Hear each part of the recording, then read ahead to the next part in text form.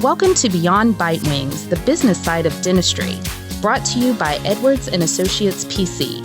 Join us as we discuss how to build your dental practice, optimize your income, and plan for your future. This podcast is distributed with the understanding that Edwards and Associates PC is not rendering legal, accounting, or professional advice. Listeners should consult with their business advisors before acting on any of the information that is shared. At Edwards and Associates PC, our business is the business of dentistry. For help or more information, visit our website at eanassociates.com.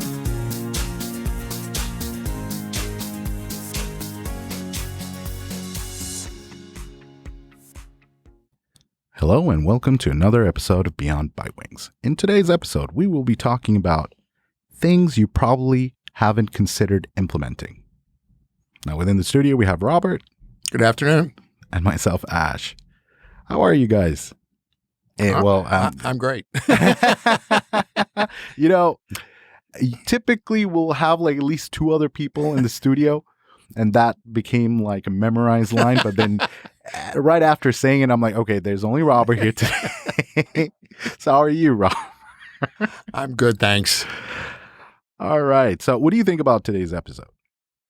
Well, I look at the list on the little notes I have in front of me, and I think, yeah, these are good topics. And, I'm married to a practice management consultant, and I know a lot of times she has talked to doctors about implementing some of these ideas.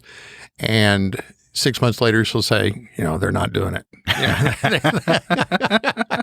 And I know from my personal experience, one of these things, we've talked about with a lot of our clients. I mean, tons of our clients, and they do it.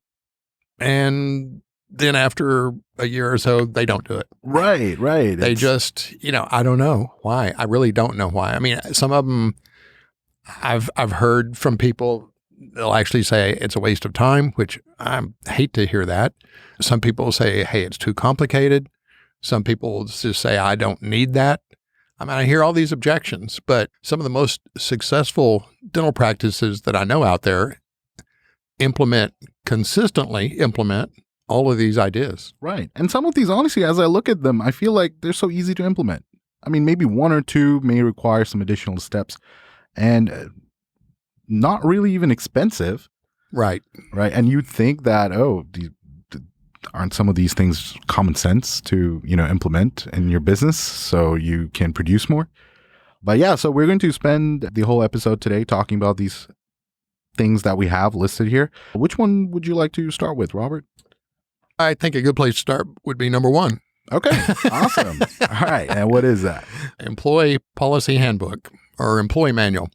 Again, a phone call I had this morning with a client mentioned that they had a policy manual, and my first question was, when was it written? I think his answer was 2015. And I said, okay, what can you tell me about your benefits that you offer your employees? And he said, I don't know. I'd have to go get the policy manual. Oh, my goodness. So I recommended, I know there have been changes that should have been made since 2015. First of all, there's a lot of differences in the limitations on 401k deductions and what benefits are offered to employees, because with the current competitive environment with employees, you've got to be more aggressive in some of the benefits you're offering them. So I recommended that he allow us to rewrite his policy manual and give him a new one. And it's not that expensive, like you said. It can be done, and it's not something you necessarily have to implement. We do have a page in there. We ask each one of the staff people to sign acknowledging that they've read and understand the contents. And I know they sign and return it, but I question whether they read it sometimes because they'll sign the thing and return that page, and then they'll have a question a week later about something that's clearly delineated in the policy manual. So, it's a fact of life. It happens. Yeah, right. Especially these But days. everybody needs a policy manual, and that's one of the easy things to implement. It just doesn't cost that much. I've had clients that said they went online and got one. I think we have a consultant that writes them, I think, for, $200 or $300. Oh, wow. Yeah. Maybe not two, maybe three, but it's just not a lot of cost. Right.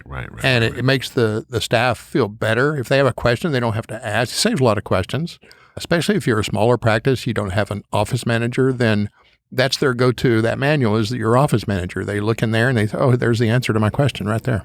Right. And a lot of times they're same questions by the various employees, Yes. I know that a lot of times they have questions regarding their time off, PTO, if there's a bonus system or not, or how does it work. So, yeah, I mean, having that manual, I can see the benefit of it. And you're right. It is fairly inexpensive. That's the part I think a lot of our clients are not aware of, is that it doesn't cost a lot. I myself have spoken to a client and he was like, oh, I'm really afraid of hiring one of these companies. I don't know how expensive they are. Is there like a site like LegalZoom.com where I could just download a template that's already there and then maybe make a couple of edits? Well, there's probably a lot of those out there, but if someone said to me that, I'm not sure I want to hire one of these firms, I don't know what they cost. Well, a phone call's not expensive, and they'll tell you what they're going to charge you up front. If they don't use them, but they're obligated to tell you up front and give you a quote. So call them and ask them what they would charge for a policy manual. If it's anything over $500, go somewhere else. Pass. Right. Exactly. Okay. So that's the magic number there. If it's more than $500, pass. Find another company to work with. Yeah. All right. What about the second one here? Well, you mentioned number 4 on the list. You mentioned that. Oh, I did. Yes. So while talking about. So let's go there. Okay. Yeah, you're absolutely right. Okay. So let's talk about that. What is that? Well, clients in general call me and they say, I want to implement a bonus system. So number 4 here is bonus system. And the question then is usually, how do I do that? Well, the implementing a bonus system is easy. It's the what kind of bonus system do you want to implement that takes, I don't know, months sometimes to decide on. Not really, not a month, but you could. Some docs get the information and they're overwhelmed and they just can't make a decision. But there's different kinds of bonus systems. In the extreme case, I've had one client that has, I think, 3 different bonus systems for his office. He's got one for the hygienist. He's got one for the office manager. He's got one for everybody else. And I just think that's crazy. I like to have one bonus system that, after all, we don't call them staff anymore. We call them team members. So it's a team. So everybody should be on the same team. If you have 3 bonus systems, you really don't have one team. That's true. You've got people potentially pulling in different directions because they're going to do whatever it takes them to bonus. Right. Okay. So if you have one bonus system that will allow all the team members to participate in it equally, so it doesn't matter on how much they get paid. I know the hygienists get paid more than the front desk and the chair side, but it's a team. So either we all win together or we all lose together. Right. Okay. So we base the bonus system on collections. Mm-hmm. Now, the simple bonus system would be you base it on collections for a given month compared to the prior year. Mm-hmm. But I think that leaves that particular system open to some potential manipulation. Let's say you're having a bad month and you get close to the last 3 or 4 days of the month. Well, they realize they're not going to hit bonus that month, so they're going to crater the collections for the rest of the month, or they could. I'm sure none of our client staff does that. I'm sure. Or team members, not staff. And so then they would try to collect everything the next month so they could bonus that month. Also, they might look at the prior year and say, oh, last year in this month we had a really big month, but the month after that was one of our worst months of the year. So let's wait till that month to collect a lot this year so we can get a big bonus. Right. Okay. Right, so I don't recommend a bonus based on a single month. What we recommend is a bonus system that covers a rolling 3-month period. And it's not necessarily a quarter. Like you don't look at the first 3 months of the year, then the second 3 months. You look at the first 3 months of the year, then you look at February through April, then you look at March through May, then you look at April through June. Right. So it's a rolling 3 months. And you compare that to the same period last year, and then take a percentage of that, and that's the bonus pool. And then you divide that evenly among your employees. And then the question is, if we have some part-time employees versus full-time, how do we do that? Well, we give the part-timers less than 100% share. So if you've got 7 staff people, and let's say one of those works 20 hours a week or 25 hours a week, we give her a half share and everybody else a full share if they're full-time. So there's ways to do that for part-time employees as well. I see. Which makes sense. And that way everyone is equally part of the bonus system. Right. And it's the fairest system I've seen because it doesn't depend on any single month. It depends on 3 months together combined. Right. And that's an ingenious, creative way to go about it, if you ask me, as opposed to month to month. And you're right. There's always that, like, especially someone, I'm guessing the front desk people who are responsible for collecting, if they figure this out, they can try to do that, especially if they've been there for over a year. Well, it's human nature. It happens. So Right. Absolutely. So what we want to do is we want to really remove the potential of that happening by implementing something where it doesn't matter. Right. So then I may have another question related to this. Sure. So the amount of collections received a lot of times may heavily depend on the people that are responsible for collecting. Now, what about the hygienist or some of the other people that are not making the phone calls to collect? In what respect? You mean in sharing in the bonus? Or to go above that goal so they can all collect bonuses? Well, that before you collect it, you have to produce it. Ah, yes. And so it's really, yes, it's based on collections, but if you don't have production at some number more than what you collect, then you're not going to collect it. Exactly. Bingo. Right. So everybody is involved in production, Mm-hmm. whether it's the chair side or the hygienist or the front desk. I mean, it's got to be a smooth, well-oiled machine. Some people say, well, my front desk doesn't have anything to do with production. Really? Well, who books your schedule? Who books the procedures? So if they're doing procedures correctly, if they're block scheduling and they're scheduling to go by noon, and then in the afternoon you're just setting crowns and doing non-productive procedures, then that's much more efficient than just randomly throwing things into the schedule whenever the patient can come in. Yeah, absolutely. No, that makes perfect sense. And now, any other popular bonus systems that you may want to talk to our listeners about? Not really. I mean, I say that because there are probably a lot of different bonus systems out there. I guess the most common one I see is always based on that single month compared to the same month last year. Mm-hmm. And I just don't recommend that. It's just not always a good representation of what's going on in the practice. Right. I like the 3-month rolling average much better. No, that makes perfect sense. There was this one other one. Actually, I have a story for you guys. Good. In fact, it was a fairly recent phone call that I've had. So this practice, which previously used to be owned by two doctors, they had their own little bonus system going on in that practice. So, and this is how they would go about it. Now, I was aware of this after one of the partners took over the other partner's interest, and now obviously things have changed, but apparently this is how they had been doing business. Okay. So they apparently had a little box where all the cash patient fees that they would receive, they would put it inside that box. Never deposit in a bank account. The reason why they would do it was because they would wait till the end of the year and then open the box. And whatever funds would be inside that box, they would split it 50-50, and that would be their bonus. So you mean they would accumulate the cash for the whole year? A whole year. Wow. Yes. So yes, I can see How big that. was the box?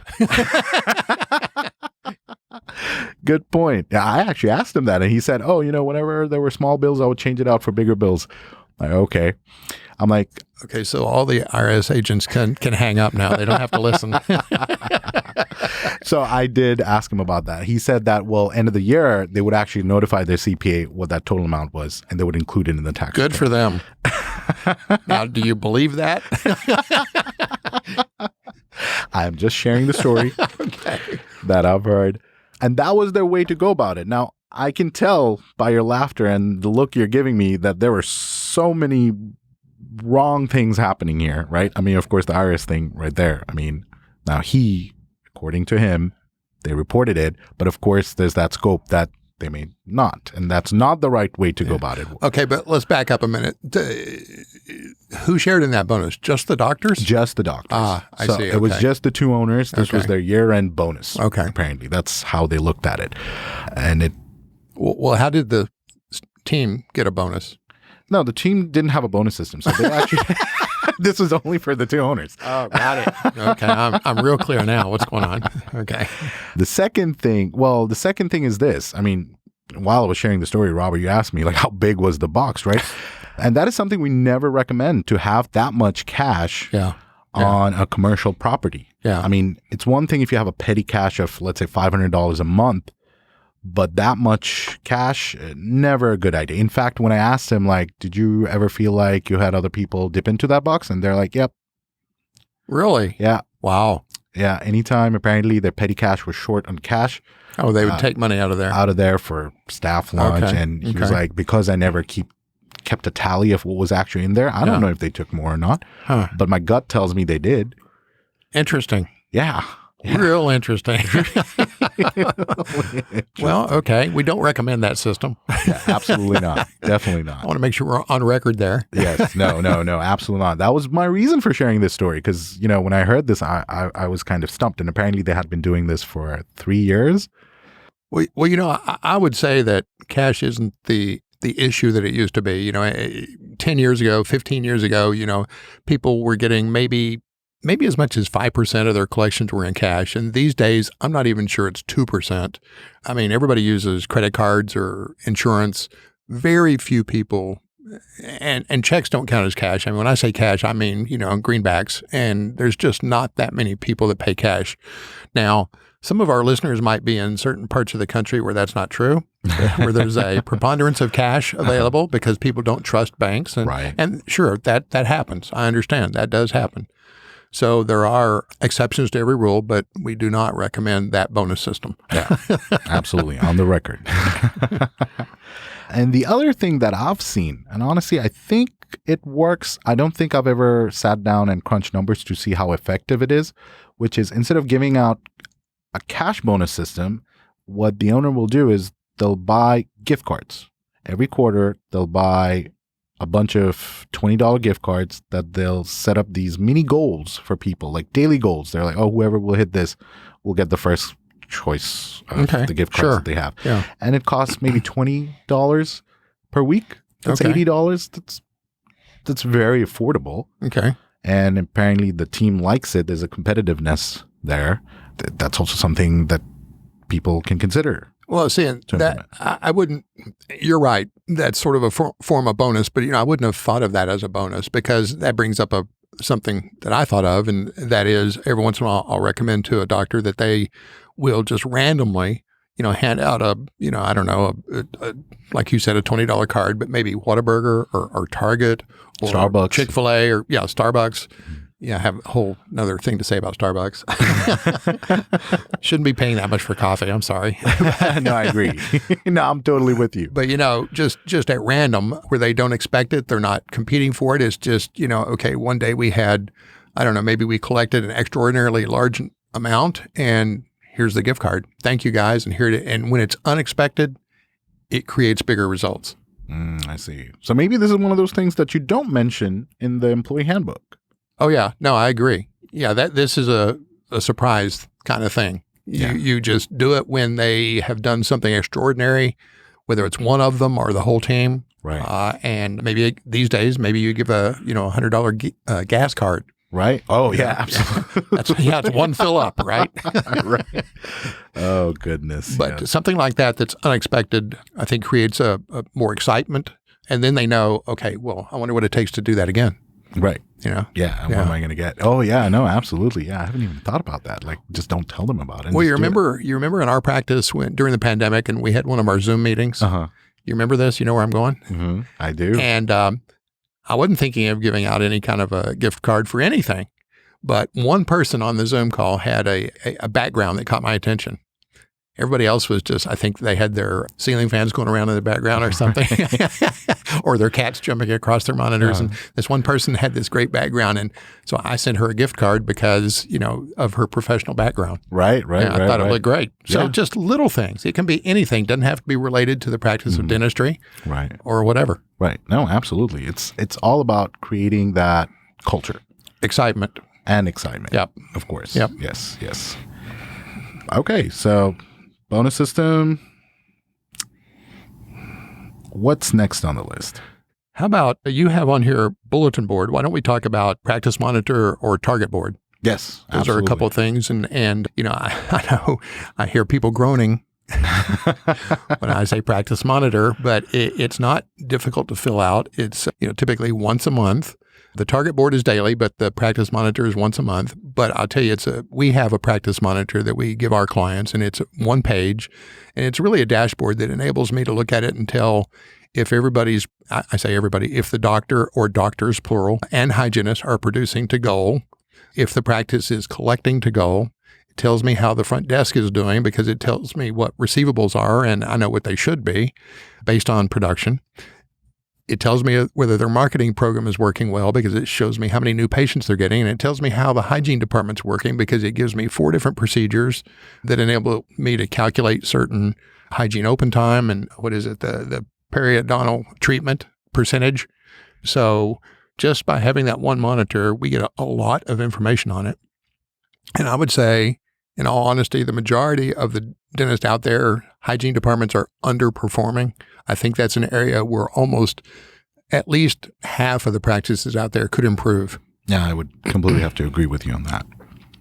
So I would strongly recommend implementing the target board and the practice monitor. The target board is a daily where you're posting collections and production daily by provider, and it just gives you information that you can monitor. Now, if you're talking to a DSO, some DSOs monitor these things hourly. I think I wouldn't say overkill. I mean, that particular DSO is very efficient, but they monitor these things hourly. And if they see something that drops below a certain level for a couple hours in a row, they'll send someone out there to see what's going on. Amazing. Yeah. I mean, I can think of a couple of clients that also do it. In fact, Tamara that we've had on one of our earlier episodes mentioned that she likes to keep a record of her cost per hour. Okay, that's great. At the practice where she works. Yep.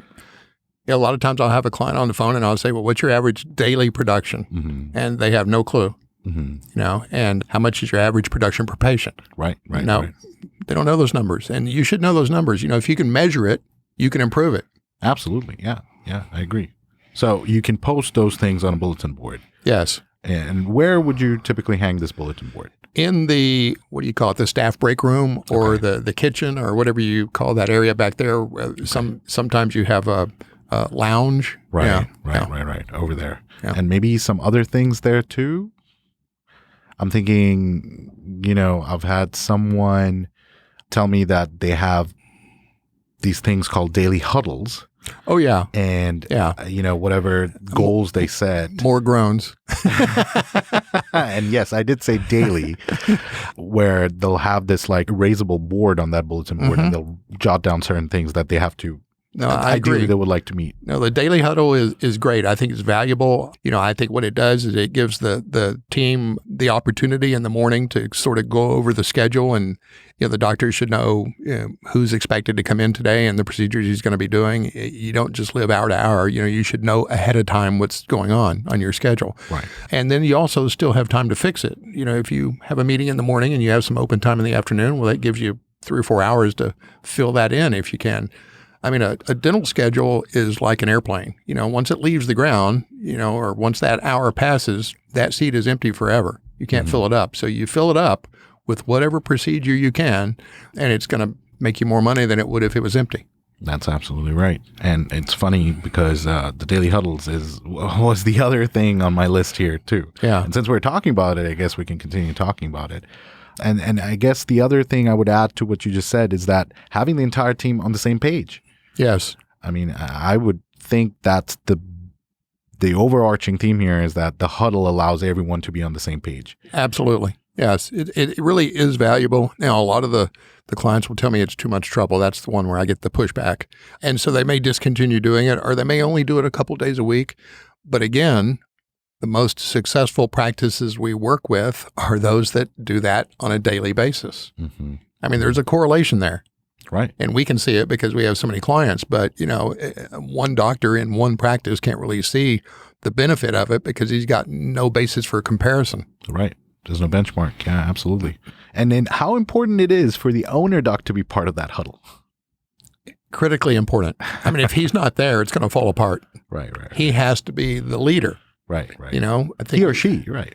I'm sorry. You're right. They have to be the leader. Absolutely. And if they're not there, or if they show up late consistently, those are complaints I've had from team members. Well, the doctor doesn't show up on time, so we kind of don't do it anymore. Mm-hmm. You know, that's not a valid complaint. I mean, get the doctor there on time. Right. And that can actually negatively affect the morale within the office. Yes. I mean, it is a domino effect. Mm-hmm. You know, you quit having the huddle, they realize, hey, he's late. It's not important to him. So why should it be important to me? Exactly. So then morale suffers. And yes, absolutely. Exactly. So once you implement one of these things, it's critical that you remain consistent with it. Absolutely. And if you are to, let's say, diminish one of these things, plan it ahead of time. Do not let your employees think that, you know, it has just fallen off the wagon and you know, you're just not serious about things. Yeah. So great topics, things to also consider to implement. Honestly, they're very cost effective, fairly simple, just requires minimal effort. Minimal cost. Yeah. Yeah. Yeah. And with great results, honestly, from what we've seen from our clients that have these things implemented.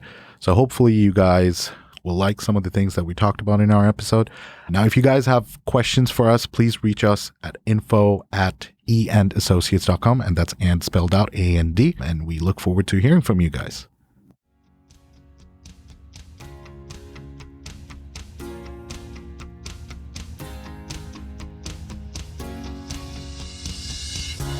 Thanks for listening today. Be sure to subscribe to Beyond Bite Wings on your favorite podcast platform. For more info, you can follow us on Facebook, Twitter, and LinkedIn, or reach out to us on our website. You can also shoot us an email at info@eandassociates.com.